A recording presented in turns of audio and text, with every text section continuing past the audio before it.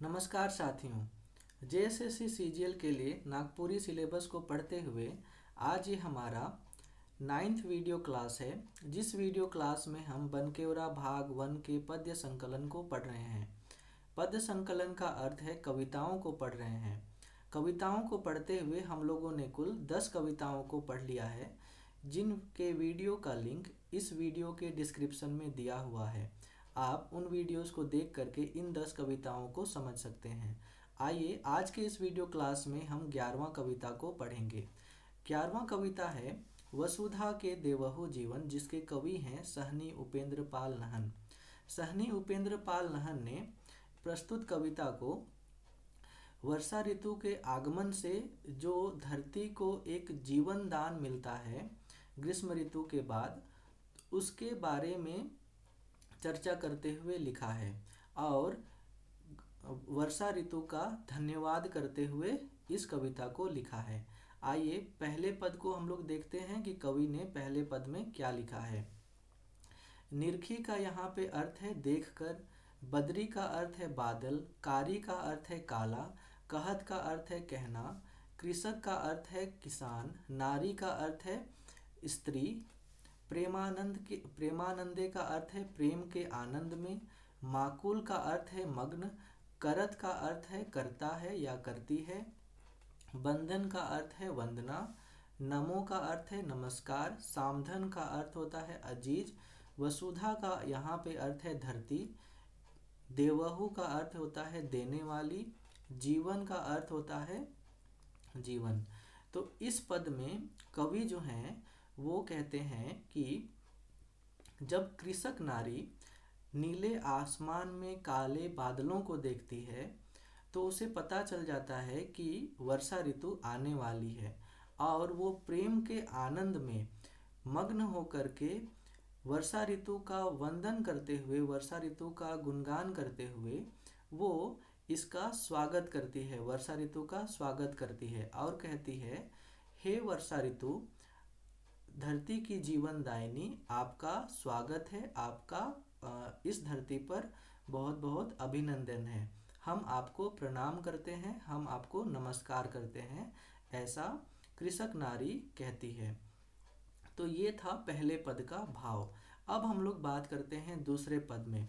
दूसरे पद में कवि जो हैं वो लिखते हैं, बाप तोहर सिंधु चंचल के प्रिय बंधु, गगन विहारी आहो पवन वाहन नमो, सामधन वसुधा के देवहु जीवन। बाप का यहाँ पे अर्थ है पिता, तोहर का अर्थ है, यहाँ पे तोहर का अर्थ होता है तुम्हारा, शाब्दिक अर्थ तुम्हारा होता है, लेकिन यहाँ पे तोहर जो है वो काले बादलों के लिए प्रयोग किया गया है। सिंधु यहाँ पर जो है वो नदी को दिखाया गया है और ये एक प्रतीक के रूप में यहाँ पे प्रयोग किया गया है सभी जलाशयों के लिए। चंचल का ये अर्थ है यहाँ पे चंचल, चंचला का अर्थ यहाँ पे है चंचल, के प्रिय बंधु, प्रिय बंधु का अर्थ होता है प्रिय मित्र। गगन का अर्थ है यहाँ पर आसमान, बिहारी का यहाँ पर अर्थ है घूम करके, आहो का अर्थ होता है आना, पवन का अर्थ यहाँ पे है हवा, वाहन का अर्थ होता है साधन, नमो सामधन वसुधा के देवहु जीवन। तो दूसरे पद में कवि जो हैं वो कह रहे हैं कि बाप तोहर सिंधु, मतलब कि जो काले बादल हैं वो कैसे बनते हैं, जलाशयों में, जब मान के चलिए ये जलाशय है और जब यहाँ पे सूरज की रोशनी पड़ेगी, सूरज की यहाँ पे जब रोशनी पड़ेगी तो ये जो जल है वो भाप बन करके, वाष्प बन करके आसमान की ओर उड़ जाते हैं, और जब ये आसमान में पहुँचते हैं तब यही जो है वो बादल बनाते हैं, और यही बादल जो है वो बारिश के रूप में वापस वर्षा को, पानी को धरती पर लेकर के आती है। तो इसीलिए यहाँ पर जो काले बादल है वो जन्म ले रहे हैं जलाशयों से, सिंधु जैसे बड़े बड़े नदियों से, इसीलिए कवि ने सिंधु नदी को जो है वो बादलों का पिता कहा है। चंचल बादलों को कवि ने इसलिए कहा है क्योंकि जो बादल एक जगह पर बनते हैं वो हवा के माध्यम से एक जगह से दूसरे जगह घूमते फिरते हैं, एक जगह स्थिर नहीं रहते हैं, वो चंचल होते हैं। इसीलिए कवि ने बादलों का जो प्रिय मित्र है उसे चंचल बताया है। गगन विहारी कहने का अर्थ है पूरे आसमान में घूमकर, पवन के माध्यम से घूमकर वो हमारे पास आती है। तो दूसरे पद में जो कवि हैं, अगर हम लोग इस कविता का इस पद का भावार्थ समझें तो इस पद के माध्यम से कवि जो है वो बादलों की जन्म और उसकी प्रकृति की चर्चा करते हुए कहते हैं कि हे बादल, तुम्हारा जन्म सिंधु नदी यहाँ पर विशाल जलाशयों को दर्शाया गया है, सिंधु नदी जैसे विशाल जलाशयों से हुआ है। और तुम्हारा जो प्रिय मित्र है, तुम्हारा जो मन है वो बहुत ही चंचल है। तुम पूरे आकाश में पवन के माध्यम से इधर उधर घूम करके हमारे पास आती हो। ऐसा कवि इस दूसरे पद के माध्यम से कहते हैं। अब तीसरे पद में कवि लिखते हैं, पपीहा पियासकारी कृषक संताप हारी, मेंजूर मेंजूरी बेंग आनंद कारण, नमो सामधन वसुधा के देवहु जीवन। पपीहा यहाँ पे कहा गया है पक्षी को। पियासकारी कहने का अर्थ है जब ग्रीष्म ऋतु में, गर्मी के मौसम में पक्षी जो हैं उनको पानी नहीं मिलता है तो उनका जो प्यास है उसको दर्शाया गया है यहाँ पे। कृषक का अर्थ होता है किसान, संताप का अर्थ होता है चिंता, हारी का अर्थ होता है छोड़ना। तो यहाँ पे किसान की चिंता को दर्शाया गया है। मेंजूर का यहाँ पर अर्थ है मोर, मेंजूरी का अर्थ है मोरनी, बेंग का अर्थ होता है मेंढक, आनंद का अर्थ होता है खुशी, कारण का अर्थ होता है यहाँ पे कारण ही है। तो तीसरे पद के माध्यम से कवि क्या कहते हैं, तो तीसरे पद में कवि कहते हैं कि तुम्हारे मतलब काले बादलों के आने से पपीहा का प्यास मतलब पक्षी का प्यास बुझ जाता है, कृषक का चिंता दूर हो जाता है, मोर मोरनी नाचने लगते हैं और मेंढक अपना गीत गाने लगता है। इन सब के आनंद का कारण तुम ही तो हो। ऐसा कवि काले बादलों को, वर्षा ऋतु को कहते हैं। अब हम लोग बात करते हैं कि जो चौथा पद है उसके बारे में।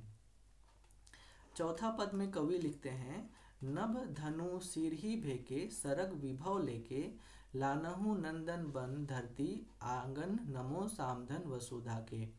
नभ का यहाँ पे है अर्थ, धनु का अर्थ होता है इंद्रधनुष, सीढ़ी का अर्थ होता है सीढ़ी, भेके का अर्थ होता है होना, सरग का अर्थ होता है यहाँ पे स्वर्ग, विभव का अर्थ होता है स्वर्ग का वैभव, लेके का अर्थ होता है लेकर, लानहु का अर्थ होता है लाना, नंद का अर्थ होता है नंदवन मतलब स्वर्ग का वन, स्वर्ग की खूबसूरती, धरती का अर्थ होता है पृथ्वी,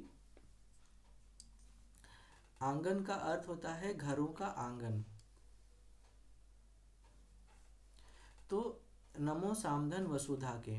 तो चौथे पद में कवि क्या कहते हैं, तो इस पद में कवि बादलों का वंदन करते हुए कहते हैं कि तुम स्वर्ग से स्वर्ग का वैभव को इंद्रधनुष रूपी सीढ़ियों के माध्यम से लेकर आती हो और इस धरती को स्वर्ग के समान सजा देती हो। इसीलिए हम तुम्हारा नमस्कार करते हैं, हम तुमको प्रणाम करते हैं। ऐसा कवि इस चौथे पद के माध्यम से कहते हैं। पांचवें पद में कवि लिखते हैं, कवि कुल चूड़ामणि, यक्ष दूत तोके भनी, मंदाक्रांता छंदे रचे काव्य रतन, नमो सामधन वसुधा के। यहाँ पे एक महान कवि का चर्चा किया गया है, कवि कुल चूड़ामणि का, कि कवियों में जो एक महान कवि थे चूड़ामणि, उनको यहाँ पे दिखाया गया है। यहाँ पे यक्ष दूत कहने का अर्थ है, यक्ष दूत जो है वो कुबेर देवता का, जो धन के देवता हैं, जो संपत्ति के देवता हैं, यश वैभव के देवता हैं कुबेर, उनके दूत के रूप में वर्षा ऋतु को दर्शाया गया है। तो के भानी मतलब तुमको समझते हैं, कवि कुल चूड़ामणि कुबेर के दूत। मंदाक्रांता छंदे, ये काव्य रचना का एक छंद होता है मंदाक्रांता छंदे, जो बहुत ही प्रतिष्ठित चीज़ों के लिए लिखा जाता है। काव्य रतन, काव्य रतन का अर्थ है यहाँ पे मंदाक्रांता छंद को कहा गया है। नमो सामधन वसुधा के। तो पांचवें जो पद है उसमें कवि कहते हैं कि हे बादल, तुम्हें कवि कुल के महान कवि चूड़ामणि यक्ष दूत मानते हैं, मतलब कुबेर के दूत मानते हैं, और तुम्हारे ऊपर मंदाक्रांता छंद में कविताओं की रचना करते हैं। इस तरह से पांचवें पद में कवि जो है वो बादलों का वंदन करते हुए कहता है। अब हम लोग आते हैं अंतिम जो पद है उसके बारे में। तो अंतिम पद में कवि लिखते हैं, करम जितिया तीज सबक उमंग बीज, तोर अंगे समाहित गावत नहन नमो सामधन वसुधा के। देखिए यहाँ पे जो करम है, जितिया है, तीज है, ये झारखंड में जो पर्व त्योहार हैं उन पर्व त्योहार में से प्रमुख पर्व त्योहार को यहाँ पे दर्शाया गया है कि ये जो पर्व त्योहार हैं ये तभी होते हैं जब वर्षा ऋतु अपने उचित समय पर आती है और यहाँ पर कृषि कार्य करने में सभी लोगों को मदद करती है, जिससे लोगों के मन में हर्ष उल्लास रहता है और वो खुशी खुशी करम, जितिया, तीज ये सभी पर्व को मनाते हैं, धूमधाम से मनाते हैं। इसीलिए कवि ने बादलों को इन सब त्योहारों के उमंग का बीज बताया है। अंतिम पद में कवि लिखते हैं, तोर अंके समाहित गावत नहन, और इसीलिए कवि जो है वो बादलों की व्याख्या करते हुए, बादलों का गुणगान गाते हुए करते हैं कि तुम अगर ना होती तो हमारा ये धरती जो है वो बिल्कुल ही मृत हो जाता, बिल्कुल ही मर जाता। यहाँ पर कोई भी जीव जंतु नहीं रह पाते, ना ही वो यहाँ पे उत्पत्ति हो पाती उनको। इसीलिए मैं कवि उपेंद्र पाल नहन तुमको नमस्कार करता हूँ, तुमको प्रणाम करता हूँ, ऐसा कवि इस अंतिम पद के माध्यम से कहते हैं। तो इस प्रकार से हमारा ये जो कविता है वो ख़त्म होता है। अब हम लोग इस कविता का अंतिम पार्ट में चलते हैं जो है क्वेश्चन आंसर पार्ट। पहले हम लोग देखते हैं कि किस तरह से इस कविता से संबंधित क्वेश्चन पूछे जाएंगे। तो पहला जो क्वेश्चन है वो है, वसुधा के देवहु जीवन कविता कर रचना के हेकैं। तो यहाँ पर समझिए कि ये जो कविता है वसुधा के देवहु जीवन, इस कविता के लेखक कौन है, ऐसा ये क्वेश्चन पूछ रहा है। तो इस कविता को लिखा है सहनी उपेंद्र पाल नहन ने। अब दूसरे क्वेश्चन में क्वेश्चन है, ई कविता कर कवि कर जन्म कौन बचर होए रहे। तो सहनी उपेंद्र पाल नहन का जो जन्म है वो 1930 ईस्वी में हुआ था, इसीलिए हमारा जो आंसर हो जाएगा वो डी हो जाएगा।